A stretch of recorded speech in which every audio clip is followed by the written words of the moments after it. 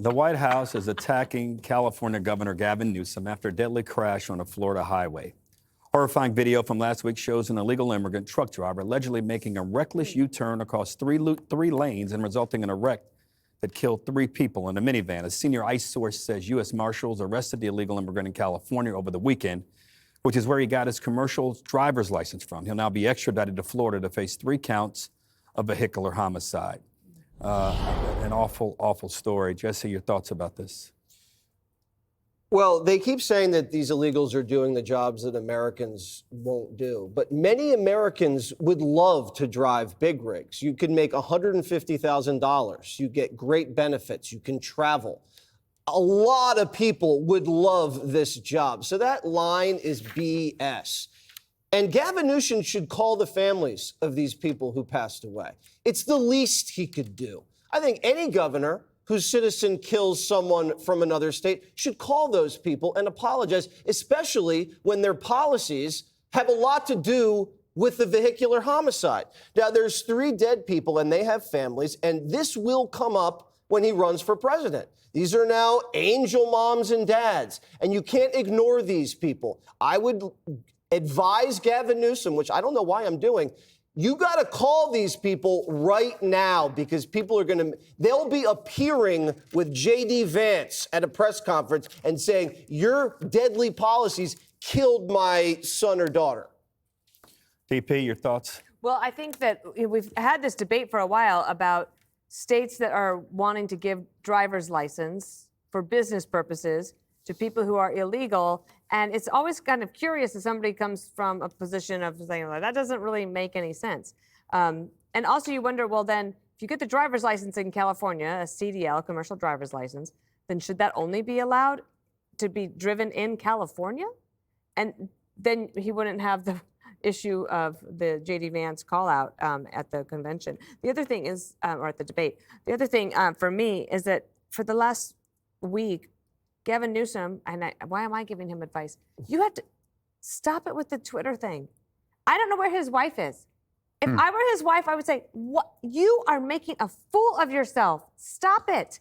Do not let your staff tweet. And if you're doing it yourself, put the phone away and start over. And if you really, he's got a big job as governor of California, but if he wants an even bigger job, he has to be a little bit more serious."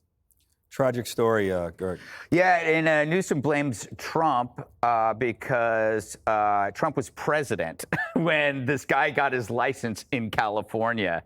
But it's the state that determines eligibility. They have the autonomy over this. So, you know, I'm sure that if Trump knew about this at the time, he would have done something. But a lot of people didn't know what the libs were up to until it got too late. We didn't know about the millions and millions of people coming across the border. We were talking about it, but, you know, it took years of us. So it's interesting, if you look at the breakdown across the country, Republican-led states don't offer licenses to illegals. It's only Democrat-led states that do that. 19 states permit illegals to drive. How long will that last? This is where I think Trump could do something. Go after the companies who hire illegals for driving. If you have an illegal alien driving one of your vehicles, I don't know whether it's Penske, whatever, you're screwed, because then you're responsible. Like whoever had that truck, I don't know if that's their truck. Who knows? And I think Jesse's right. I think Gavin is toast because there's a direct line from California policy to people's death. And what connects that is the sanctuary philosophy, the idea that illegals don't just get a place to live, they get benefits. So I think that there's no way that he can answer this question. He's going to be defensive. He's going to say, they could have, the government shouldn't have given him that license. I wasn't even governor then. It doesn't matter. You are the governor now. You knew that this was happening. Oh, instead, what you were doing, you were cosplaying on X, pretending to be Trump. He does more work avoiding work.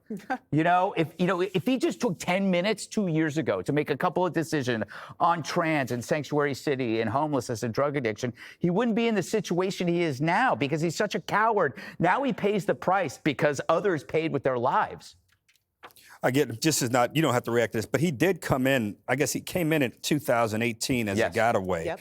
and we didn't whatever. I just again, Yeah. it's the Biden Broke stuff the I get, law. but no doubt about it. He broke the law under anyway. So you don't have to react to that. I just want to make sure that point was known. Well, I have always heard from the left that sanctuary jurisdictions are in place because they're compassionate. Well, this is not compassionate at all. There's a family that's been destroyed as a result of this in another state that doesn't have the same sanctuary policies as California does. And this is a guy who, when he got this big rig license to drive commercially, had to have training. So he either had the training and he didn't care to make this turn, or he didn't have the proper training on top of getting this license. I defer to he just didn't care, because when he reacted to what happened because of his actions, he had no emotion on his face whatsoever. He came into this country illegally, crossing the border as a getaway, evading arrest. When they caught him, he said, "Oh, I'm too afraid to go to India," committing asylum fraud, likely. And so he got to stay in the country, and now he's arrested in Florida, and the local jurisdiction is going to prosecute him in addition to the federal government. He was in California when this crime happened. They probably wouldn't let the feds prosecute him because they're a sanctuary jurisdiction. So again, sanctuary policies are not compassionate, and there are serious consequences for American families as a result of this kind of thing that Newsom and Democrats in general have embraced over the last couple But of he years. got in under Trump, and Trump's team let him go. They let him back in. Just for the record. because he committed asylum fraud. Right. Up next, the gerrymander standoff ends. Texas Dems return home, but Democrats like Congressman Eric Swalwell are still itching for a fight. Click here to subscribe to the Fox News YouTube page to catch our hottest interviews and most compelling analysis. You won't get it anywhere else.